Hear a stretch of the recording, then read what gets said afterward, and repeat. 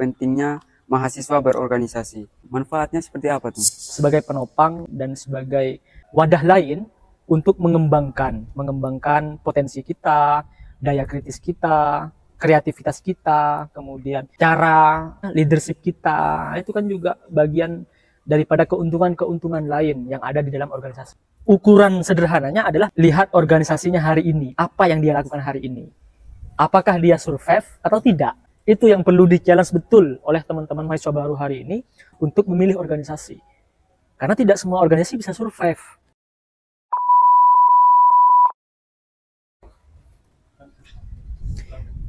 Bismillahirrahmanirrahim. Assalamualaikum warahmatullahi wabarakatuh. Waalaikumsalam warahmatullahi wabarakatuh. Halo guys, kembali lagi bersama kami di podcast HMI Komuni. Perkenalkan, nama saya Lukman Timloba selaku host, dan saya di sini tidak sendirian. Saya bersama dengan Kanda Agus Salim. Bagaimana kabarnya, Kanda? Alhamdulillah baik, sehat. Nah, Kanda Agus Salim ini merupakan Ketua Umum HMI Komuni periode 2023-2024. Nah, bagaimana aktivitas sehari-harinya, Kanda? Oke, kalau aktivitas hari-hari sekarang ya, pasca demisioner kan kebetulan saya baru demisioner begitu. Sejauh ini aktivitas saya adalah tetap aktivitas-aktivitas yang berkaitan dan bersangkut pautan dengan pendidikan tentunya, dengan bidang saya tentunya. Salah satunya adalah melakukan riset di berbagai bidang tatanan sosial yang hari ini tentu menjadi masalah-masalah sosial kita begitu. Itu aktivitas pokok pertama saya, yaitu riset, penelitian dan lain-lain. Kalau untuk aktivitas lainnya seperti biasa masih juga men-tracking hal-hal lainnya lah yang juga berkaitan dengan pendidikan saya ke depan. Sementara begitu, Pak Dep. Oh, baik. Di podcast kali ini HMI Komuni mengangkat tema tentang pentingnya mahasiswa berorganisasi. Nah, kenapa HMI Komuni mengangkat tema tersebut? Karena kami melihat bahwa di tahun belakangan ini banyak sekali mahasiswa yang kurang sekali dalam mengikuti organisasi atau masuk ke dalam organisasi. Makanya HMI Komuni mengangkat tema tersebut. Nah, yang pertama mungkin kita berbincang-bincang sedikit. Siap. Ya, Tum, ya. Siap, Pak Dep. Nah, yang pertama sekali ya, apa sih definisi dari organisasi itu sendiri? Oke ya, kalau berbicara definisi organisasi ya tentu secara definitifnya ya, kalau menurut apa yang saya lihat, yang saya baca itu, kalau menurut James D. Money itu organisasi adalah tempat berserikat satu sama lain untuk mencapai tujuan yang sama. Itu secara definitifnya sederhana digambarkan oleh James D. Money tadi. Tapi kalau kemudian teman-teman ingin memperluas itu dengan perspektif teman-teman, dengan apa yang kemudian teman-teman alami sebagai mahasiswa yang berorganisasi, tentu banyak hal, artinya banyak variasi-variasi lain, perspektif-perspektif lain, yang itu juga bisa menjadi sesuatu pendapat yang juga bisa dipertanggungjawabkan karena pengalamannya di awal begitu. Itu kalau secara definisinya terkait dengan organisasi mahasiswa. Oh, jadi begitu ya, teman-teman. Nah, mungkin itu terkait dengan definisinya.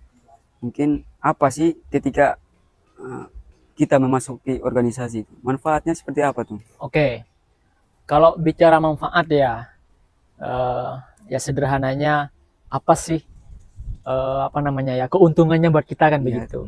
Apa sih manfaatnya ke kita? Kenapa kok kita harus berorganisasi begitu? Banyak sebetulnya pengalaman-pengalaman yang akan kita eksplor dalam organisasi itu.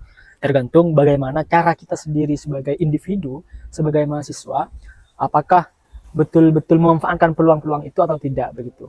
Nah, bicara pengalaman, di organisasi mahasiswa itu dia sebagai penopang sebetulnya, sebagai penopang dan sebagai wadah lain untuk mengembangkan potensi kita, daya kritis kita, kreativitas kita, kemudian cara leadership kita. Itu kan juga bagian daripada keuntungan-keuntungan lain yang ada di dalam organisasi itu sendiri. Nah, kalau manfaat secara materialnya ya, kalau di organisasi mahasiswa itu saya rasa itu jauh daripada tabiat mahasiswa itu sendiri. Karena tabiatnya mahasiswa itu adalah dia ibaratnya masih dalam proses belajar kan, masih dalam proses belajar, sehingga apa yang harus dia lakukan hari ini adalah memperkaya ilmu pengetahuan, kemudian memperkaya soft skill, memperkaya skill agar kreativitas yang ditunjukkan itu juga bagian daripada survive kita sebagai mahasiswa, sebagai manusia, begitu. Nah, tentu apa yang saya bicarakan hari ini bukan kemudian representasi daripada seluruh pengalaman dari teman-teman yang berorganisasi, tetapi sedikit gambaran dari saya soal manfaat dan keuntungan berorganisasi itu, yaitu ya paling tidak kita di dalam kita akan mengasah ilmu pengetahuan kita, mengasah daya kritis kita, kemudian bagaimana pelatihan-pelatihan yang diberikan oleh organisasi itu kita manfaatkan sebagai bentuk sebagai bentuk diri kita sebagai mahasiswa untuk terus belajar kan gitu. Itu kalau jawaban dari saya sedikit terkait dengan hal itu. Nah, jadi manfaat daripada ketika kita bergabung di organisasi itu mungkin seperti itu ya Tung ya. Mungkin Tung tadi agak menyentuh tentang soft skill. Ya, soft skill itu. Soft skill itu seperti apa Tung? Ya, kembali kepada tadi ya yang saya sampaikan, kita ini sebagai mahasiswa tidak hanya dituntut untuk belajar soal hal-hal yang teoritis saja, tapi kita juga dituntut untuk juga berpengalaman dalam berbagai bidang yang sifatnya itu adalah menunjang kita dalam berorganisasi, dalam berkehidupan kedepannya kan begitu. Nah, skill ini kan perlu digali Pak Dep. Skill ini kan akan muncul ketika kita melakukan kebiasaan-kebiasaan itu. Kalau kita pengen menunjukkan skill kita sebagai penulis, katakan, maka kita harus membiasakan pola menulis. Pola menulis bisa sering mengikuti pelatihan-pelatihan karya ilmiah, katakan pelatihan-pelatihan menulis, katakan itu kan bagian daripada pengasahan terhadap ilmu pengetahuan yang ada. Kemudian bagaimana nanti itu bisa kita internalisasi dan menjadi skill kita, menjadi soft skill kita nanti yang kemudian bisa kita manfaatkan peluang-peluang demikian kan begitu.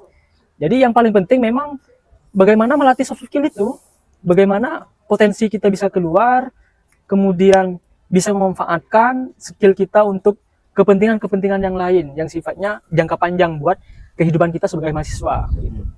Itu kalau bicara skill. Ya. Jadi yang selanjutnya tuh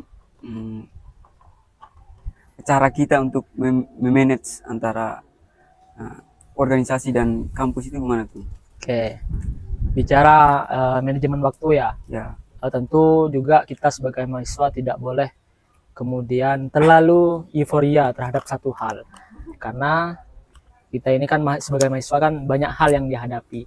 Salah satunya adalah urusan kita di kampus, katakan urusan kita di universitas, juga urusan kita di organisasi. Tentu untuk memanage dua hal ini kita harus betul-betul memperhatikan pola dan waktu yang kita luangkan buat buat kedua halnya ini begitu. Memanage waktu itu sebetulnya gampang.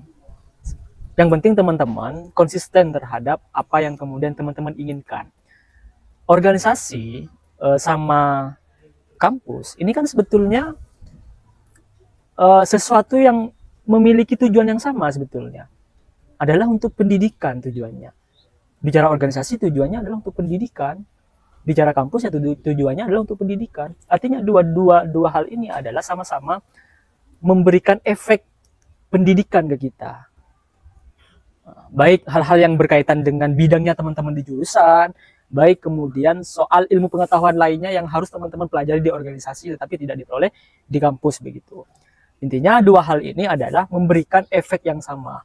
Kampus memang dia sebagai institusi, tetapi organisasi sebagai lembaga perserikatan dia juga akan memberikan efek yang cukup maksimal, cukup masif terhadap kemampuan teman-teman dalam berkehidupan katakan.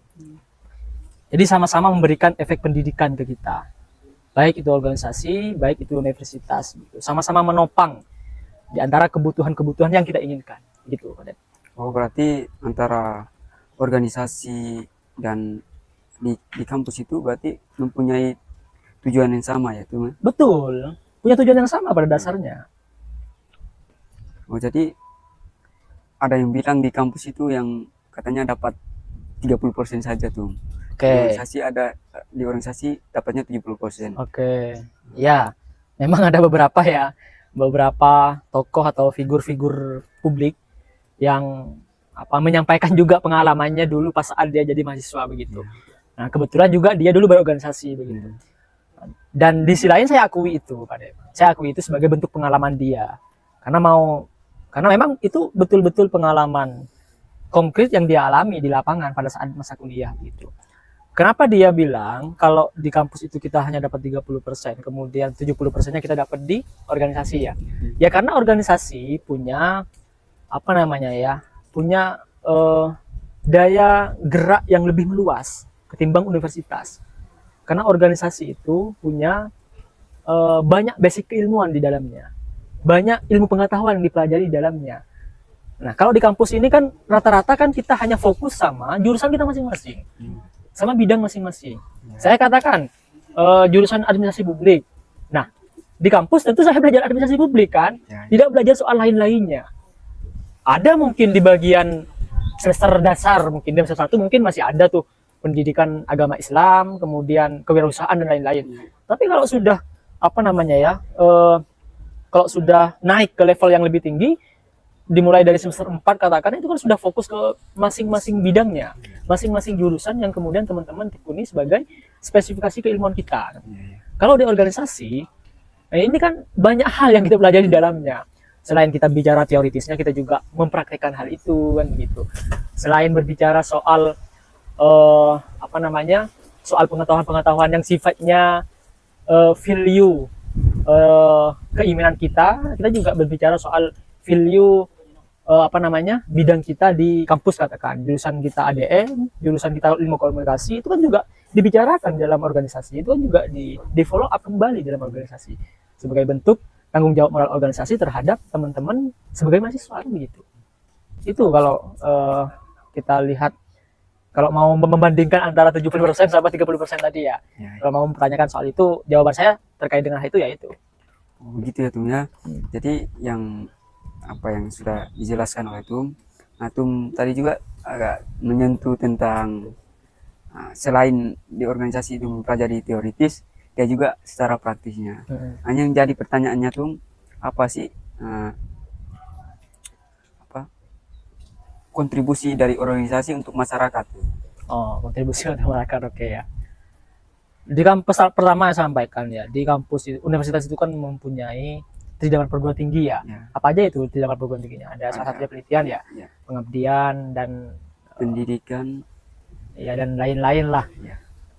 Nah, itu kan bagian daripada nilai yang kemudian harus kita internalisasi pada setiap kita sebagai mahasiswa tentunya. Nah, kalau berbicara kontribusi organisasi terhadap mahasiswa, katakan dalam skup kecilnya atau dalam skup besarnya adalah masyarakat, kan tentu banyak kontribusinya. Pertama nih, kontribusi organisasi terhadap mahasiswa ya. Saya mau bicara soal itu pertama. Kontribusi organisasi terhadap mahasiswa itu cukup efektif bagi saya karena dia melakukan pengembangan keilmuan di dalamnya yang memiliki keterkaitan dengan keilmuan di universitas. Begitu. Artinya, apa yang teman-teman pelajari di universitas itu juga akan diberikan di organisasi begitu. Atau bahkan apa yang tidak diberikan di universitas itu juga diberikan di organisasi kan gitu. Jadi organisasi itu, dan kedua, organisasi itu tidak hanya selesai pada tataran teoritis saja. Bicara kontribusi ya, tidak hanya selesai pada tataran teoritis saja. Tidak hanya selesai pada dialektika semata antara saya sama host katakan. Tapi banyak praktek-praktek pengabdian yang kita lakukan juga sebagai bentuk tanggung jawab moral kita. Nah, kembali lagi kepada jenjang perguruan tinggi tadi. Ada prinsip pengabdian di situ kan. Nah, di organisasi kita juga senantiasa mengabdikan diri untuk berkontribusi dengan teman-teman yang seorganisasi, katakan paling tidak kita bisa bicara mahasiswa.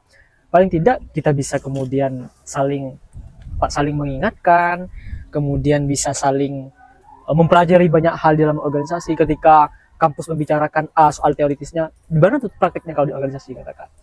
Nah, Di organisasi itu kan kita prosesnya kan step by step ya, tahap bertahap. Tidak selamanya kita jadi anggota kan. Ada tahap di mana kita jadi pengurus kan. Ya. Nah itu kan kalau jadi pengurus ini kan artinya dia punya banyak kesempatan untuk memberikan kontribusi kepada anggota. Karena sederhananya anggota baru lah katakan. Di setiap periodisasi itu kan pasti ada anggota baru kan. Dan anggota baru itu diberikan porsi yang seluas-luasnya untuk mengeksplor pengetahuan, mengeksplor pengalaman. Siapa yang akan membekali itu? Siapa yang akan memberikan itu semua? Pengurus tentunya. Nah, artinya kan pengurus kan mengabdikan diri di situ, mengabdikan diri, menghibahkan waktu, tenaga, pikiran, bahkan materialnya untuk apa namanya ya? Untuk memberikan banyak hal terhadap anggotanya, terhadap mahasiswa barunya katakan. Baik yang sifatnya teoritis, baik yang sifatnya praktek kan begitu, praktis katakan. Nah, itu juga bagian daripada pengabdian kita sebagai mahasiswa, sebagai pengurus tentunya di organisasi kan begitu. Nah, kalau itu yang saya pahami terkait dengan hal itu, Pak Dem. Kalau berbicara tentang pengabdian kita, kontribusi kita sebagai apa namanya, sebagai orang yang terlibat dalam organisasi kepada masyarakat tentu juga banyak. Nah, di organisasi itu kan kita banyak apa namanya kegiatan-kegiatan yang sifatnya itu yang bentuknya itu merupakan bakti sosial, pengabdian terhadap sosial masyarakat katakan. Itu kan juga banyak kegiatan-kegiatan yang itu juga. Artinya selain kita juga berkontribusi nyata di dataran mahasiswa, kita juga berkontribusi nyata di dataran masyarakat, sosial masyarakat. Tentunya dengan berbagai agenda-agenda yang kita laksanakan seperti bakti sosial, baksos katakan, teman-teman bisa apa namanya bisa teman-teman dengan cara apa namanya menggalang dana, kemudian mengalokasikan untuk mereka yang membutuhkan kan begitu. Bisa disalurkan ke panti asuhan, bisa disalurkan kepada masyarakat miskin yang termarginalkan katakan. Kemudian bisa membantu apa namanya pemulihan bencana dengan cara melakukan penggalangan dana aksi sosial katakan. Itu juga bagian daripada pengabdian moral tuh, pengabdian moral dan moral yang kita lakukan untuk sosial masyarakat. Jadi kita tidak hanya mempraktekkan sesuatu yang sekupnya hanya mahasiswa, tidak, tapi kita juga mempraktekkan itu dalam tataran sosial masyarakat begitu. Itu kontribusi kita, kontribusi organisasi di dalam dunia mahasiswa pun juga di dalam sosial masyarakat. Itu sedikit gambaran dari saya terkait dengan kontribusi nyata yang seperti itu, Pak Dep. Banyak kontribusi nyata lainnya yang itu juga menjadi apa namanya, menjadi sesuatu yang kita alokasikan ke sosial masyarakat. Tergantung masyarakat ini kan kadang kan banyak kebutuhan-kebutuhan yang harus dibantu ataupun dialokasikan oleh kita sebagai mahasiswa kan begitu. Nah, tugas mahasiswa adalah melihat kebutuhan-kebutuhan itu dan kemudian melaksanakan bentuk-bentuk kegiatan yang sifatnya berdampak kepada masyarakat. Sebagai organisasi tentu itu tanggung jawabnya. Mungkin apa yang sudah dijelaskan oleh Tum dari organisasi itu sendiri, mulai dari definisinya, manfaat, cara memanage antara organisasi dan kampus. Siap. Dan ini juga tidak kalah penting Tum. Tips untuk memilih organisasi yang tepat itu gimana Tum? Iya. Makan dulu ya, santai. Iya Tum. Kalau berbicara tips ya, ini kayak tip and trick karena gini deh. Kalau persoalan tips ya, tips dan trik bagaimana cara memilih organisasi tepat ya. Tentu dalam benak saya semua organisasi itu baik. Semua organisasi itu melakukan aktivitas perkaderan. Tapi bahkan rata-rata tujuan organisasi itu sama rata-rata. Apa yang membedakan dari organisasi itu adalah kebiasaannya. Metode dalam apa namanya, dalam mengimplementasikan pendidikan, kemudian kebiasaan dalam menjalani aktivitas organisasi, itu yang membedakan sebenarnya. Tapi penting, ini menjadi pertanyaan bagi teman-teman sendiri. Apa nih tips untuk apa namanya ya, memilih organisasi tepat atau men-challenge organisasi yang tepat kira-kira organisasi apa yang tepat buat saya kan begitu. Kira-kira organisasi apa yang tepat buat kamu kan begitu. Ya, tuh. Penting itu sebagai apa namanya, sebagai bentuk nalar kritis kita terhadap sesuatu yang akan kita pilih kan begitu. Ya. Karena kalau bagi saya pilihan di awal itu akan menentukan nasib kita di kemudian hari. Ya, itu. Jadi sejauh pengalaman saya ya, sejauh pemahaman saya persoalan bagaimana kita men-challenge organisasi yang tepat buat kita untuk membentengi kita untuk apa? Untuk membentengi diri kita ke depan. Satu, ada 3 hal, Bret. Satu, kita harus melihat atau tahu sejarahnya. Sejarahnya. Dia lahir kapan? Dia karena apa dia dilahirkan, atau karena apa dia diinisiasi, atau dia terlibat dalam proses perjuangan apa saja, katakan. Dia apa yang dia perjuangkan, katakan. Apa dia terlibat di berbagai perjuangan apa saja kira-kira gitu. Nah, sejarah itu kan perlu di-tracking tuh. Di-tracking agar semakin meyakinkan kita terhadap pilihan organisasi ini begitu. Nah, sejarah itu yang paling penting karena sejarah itu kan bagian daripada peristiwa yang memang betul-betul secara empirik itu terlaksana. Dan itu layak dijadikan referensi untuk memilih organisasi begitu. Maka yang pertama adalah lihat sejarahnya. Dia lahir karena apa, faktornya karena apa, kemudian apa saja yang sudah dia perbuat selama ini sampai sejauh ini katakan. Kemudian kedua yang harus diketahui oleh teman-teman adalah selain sejarah soal ininya, orang-orangnya di dalam, atau kalau dalam organisasi pengurusnya lah katakan. Nah, hari ini saya memilih organisasi A, maka saya harus selain melihat sejarahnya, selain melihat apa yang dia lakukan di awal, saya juga harus melihat dong orang-orangnya, kan gitu. Pengurus-pengurusnya saya harus melihat dong gitu. Nah, kira-kira aktivitas, kebiasaan pengurus ini apa kira-kira? Karena pengurus ini kan teladan kan nanti. Teladan. Teman-teman punya inspirasi untuk masuk organisasi, tentu ukuran sederhananya adalah melihat pengurusnya. Melihat sosok yang sudah ada dalam organisasi itu begitu. Nah, itu sehingga itu penting juga sebagai apa namanya ya, sebagai indikator bagi teman-teman untuk memilih organisasi begitu. Nah, kalau sudah melihat orang-orang di dalam organisasi ini menurut teman-teman adalah tepat dan layak, maka teman-teman layak mengikuti organisasi itu. Ketiga, lihat organisasinya. Lihat organisasinya hari ini, apa yang dia lakukan hari ini. Apakah dia survive atau tidak? Kan begitu. Organisasi ini kan tidak bisa kemudian survive dari berbagai hal kan. Nah, zaman ini kan kadang dinamis kan, berubah-ubah. Kan begitu. Zaman ini kan berubah-ubah. Zaman ini kan nggak seterusnya kan sama kan begitu. Jadi di berbagai perkembangan era kan tentu itu juga menjadi tantangan dalam organisasi. Nah, kira-kira yang dilakukan di tengah di tengah pergulatan era hari ini katakan yang bisa dikatakan tidak bisa diketahui ya. Tidak, intinya berubah-ubah lah eranya, hampir sulit diprediksi oleh kita begitu. Nah, sehingga kita sebagai mahasiswa harus men-tracking itu juga, selain 2 hal tadi, sejarah sama orang-orang di dalam organisasi itu, harus men-tracking organisasinya, kira-kira apa yang dilakukan organisasi itu hari ini begitu. Kalau bicara HMI, kira-kira apa yang dilakukan HMI hari ini kan begitu. Nah, hari ini kan kental tuh kan era globalisasi katanya kan, era digitalisasi. Nah, teman-teman juga perlu men-tracking itu. Kira-kira di tengah perkembangan era digitalisasi hari ini, HMI melakukan apa? Kan begitu. Apakah dia survive dengan perkembangan era digital hari ini? Atau tidak? Kan begitu. Kan belum tentu orang yang merdeka pada sejarah, kemudian merdeka pada saat ini juga, kan belum tentu juga.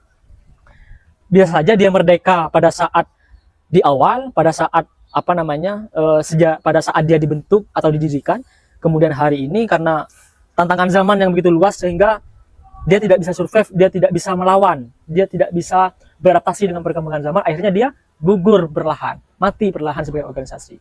Nah, itu juga yang perlu di-tracking oleh teman-teman sebagai mahasiswa. Saya memastikan sejarahnya yang tepat dan track record perjuangannya yang terkonfirmasi katakan, kemudian yang kedua tadi soal orang-orangnya di dalam, apa yang dilakukan hari ini. Ketiga adalah soal organisasinya atau HMI-nya. Kira-kira apa yang dilakukan HMI hari ini kan begitu. apakah dia mampu mentransformasi diri sebagai organisasi yang menjawab tantangan zaman atau tidak. Kan begitu. Itu yang perlu di-challenge betul oleh teman-teman mahasiswa baru hari ini untuk memilih organisasi. Karena tidak semua organisasi bisa survive, bisa adaptasi dengan perkembangan zaman, kan begitu. Bisa di-tracking kalau teman-teman nggak percaya. Nah, itu kalau sedikit ini ya. Artinya, kita harus dalam memilih apapun itu kan kita juga harus selektif, kan begitu.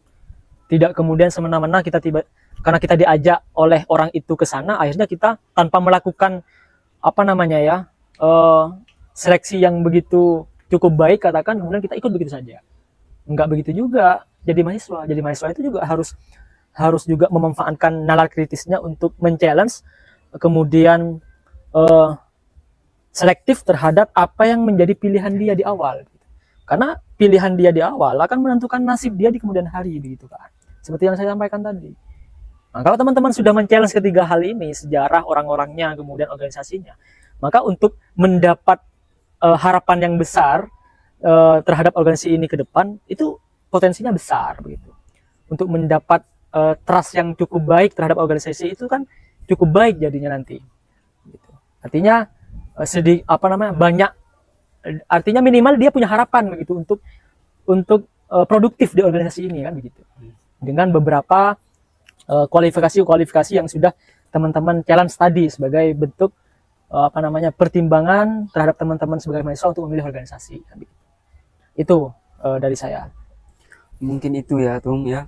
Nah, jadi ada 3 tadi itu ya. Tadi ada yang pertama itu tentang sejarahnya, Ya. terus yang kedua itu orang-orangnya, Betul. terus yang ketiga itu organisasinya. Nah, tadi itu agak menyentuh tentang himpunan mahasiswa Islam itu. Ya. Nah, takutnya mahasiswa baru itu kan belum tahu itu. Betul. Nah, makanya pertanyaan berikutnya itu tuh, definisi dari organisasi himpunan mahasiswa Islam itu apa sih Tung? Oke. Ya, soal pendapat saya soal himpunan mahasiswa Islam ya. Ya. Ya, himpunan mahasiswa Islam ya teman-teman ya, HMI. Jelasnya dia sebagai organisasi perkaderan, sebagai organisasi yang memiliki status sebagai organisasi mahasiswa. Betul. Artinya tidak semua orang bisa masuk ke HMI, tidak semua orang bisa masuk ke organisasi HMI ini, karena dia statusnya sebagai organisasi mahasiswa, begitu. Artinya hanya mahasiswa saja yang memiliki kesempatan untuk berorganisasi, kan begitu. Ya. Nah, sejauh yang saya ketahui ya tentang HMI itu memang organisasi tertua yang lahir pada 5 Februari 1947 begitu. Banyak di berbagai ladang perjuangan yang HMI tuntaskan dari fase ke fase. Bisa teman-teman tracking sejarahnya seperti apa yang kemudian HMI kontribusikan untuk mahasiswa ataupun kehidupan tatanan sosial secara keseluruhan begitu. Satu hal yang kemudian sampai hari ini masih menjadi ketakjuban saya terhadap HMI adalah dia mempunyai cita-cita yang besar. Mempunyai cita-cita besar kepada setiap individu yang ada di dalam organisasi itu atau kepada organisasi itu sendiri gitu. Artinya orang-orang yang ikut terlibat di dalamnya sebagai anggota, dia dibawa ke situ gitu. Dia dibawa untuk mencapai tujuan ini begitu. Tujuan organisasi ini, kan begitu. Satu hal itu yang terkandung di dalam mission HMI itu, bahwa kita, jadi tujuan HMI itu kan ada 5 kualitas insan cita ya. Ada pengabdi, pencipta, kemudian bernafas Islam, dan seterusnya ya. Nah, jadi itu ya dalam akumulasi, dalam hemat kita itu disebut sebagai kualitas insan cita, kan gitu. Tapi sederhananya kualitas insan cita itu adalah, atau HMI itu sendiri adalah tujuannya menciptakan manusia yang mampu memiliki daya kreativitas yang luas. Atau di dalam istilah mission HMI itu adalah HMI itu menciptakan man of future, manusia insan pelopor gitu. Jadi dari akumulasi insan cita yang 5 hal ini adalah orientasinya untuk menciptakan man of future, insan pelopor gitu. Nah, kalau bicara pelopornya ya intinya teman-teman dibutuhkan untuk mempelopori dari berbagai bidang yang kemudian ada. Bagaimana daya kreativitas, kemudian daya menciptakan hal-hal yang baru, transformasi tentunya. Itu juga bagian daripada tujuan HMI terhadap individu-individu yang dilahirkan oleh HMI itu sendiri begitu. Jadi orang-orang yang ada di dalam organisasi ini ya digiring ke itu, digiring menjadi man of future tadi. Dia dicetak untuk menjadi man of future tadi, insan pelopor. Gitu. Jadi itu kalau bicara apa tadi ya, perbedaan ya HMI dan yang lainnya. Ya. Nah, jadi itu yang sampai hari ini saya masih terkejut dengan cita-cita HMI yang sedemikian rupa memberikan insight yang begitu ini bagi kita, begitu mengwowkan lah bagi kita begitu.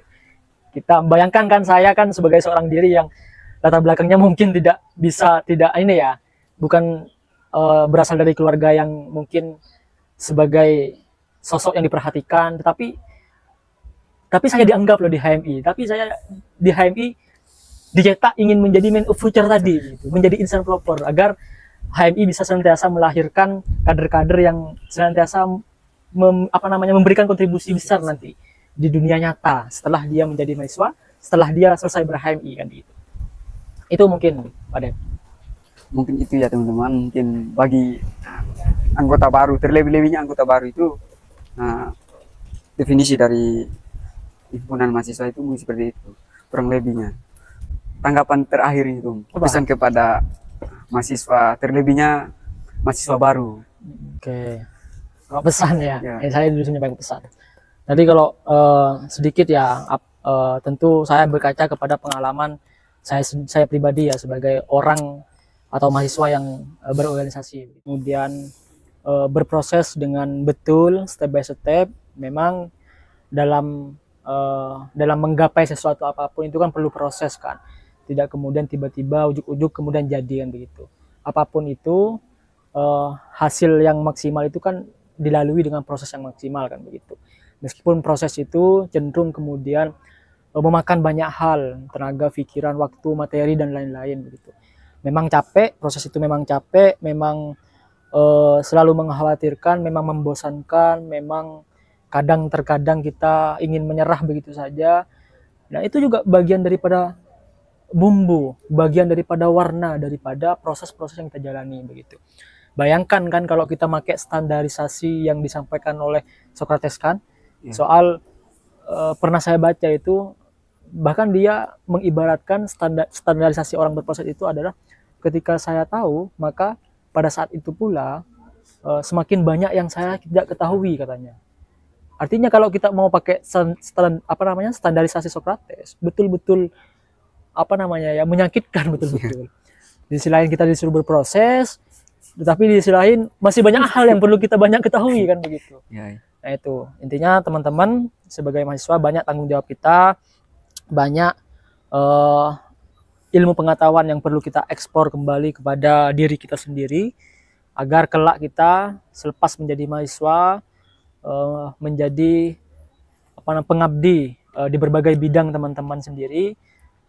Tentu yang kita harapkan adalah kebermanfaatannya, bermanfaat kepada tidak hanya buat diri sendiri tetapi juga buat tatanan sosial, masyarakat, negara dan bangsa. Begitu mungkin terakhir dari saya. Terima kasih atas kesempatannya, saya kembalikan. Baik Tung, terima kasih banyak atas pemantiknya dari awal hingga akhir ini. Mungkin gitu teman-teman, organisasi itu sangat penting karena karena masa depan itu kita tidak tahu. Masa depan itu hal yang misteri. Nah, untuk menuju hal yang misteri itu kita butuh karakter yang misteri juga. Betul. Mungkin itu saja teman-teman. Mungkin sebelum saya akhiri, jangan lupa like, comment, and share ya teman-teman. Itu saja. Assalamualaikum warahmatullahi wabarakatuh. Waalaikumsalam warahmatullahi wabarakatuh.